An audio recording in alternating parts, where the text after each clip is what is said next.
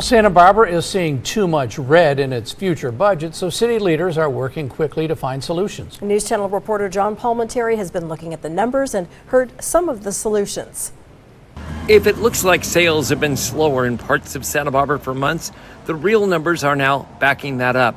3 members of the city council sitting as the finance committee saw this graphic showing city expenses are up and revenues are down.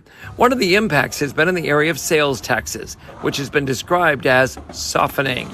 Strong sales equals a solid flow of funds from taxes into the city's budget. The process now is to find either new funds or to make cuts. One area could be with cannabis sales, where the city can have a 20% tax. I feel strongly that we need to increase to the maximum rate allowable our cannabis tax rate. To me, that is the lowest of low-hanging fruit. Other tax increases would have to go to the 2026 ballot, but that's a long process.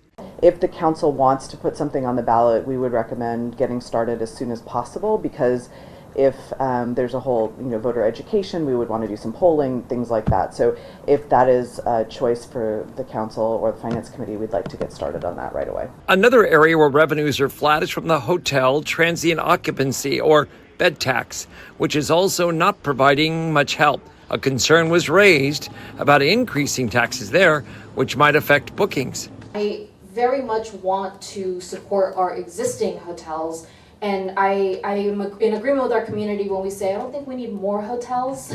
We don't need more, but the ones that are here should be able to have that revenue generated, right? Friends of the Santa Barbara Library strongly urge the city not to cut library funds or the hours of operation.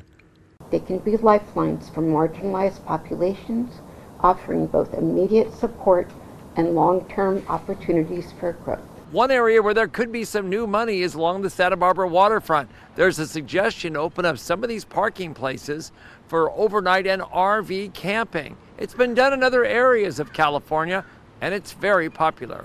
But that turned out to be one that makes a lot of sense and is worth exploring for a lot of reasons. So I really want to thank our staff for getting ahead of this. In the long term, another warning sign was on the reserve fund. Looking ahead, it's going down and out.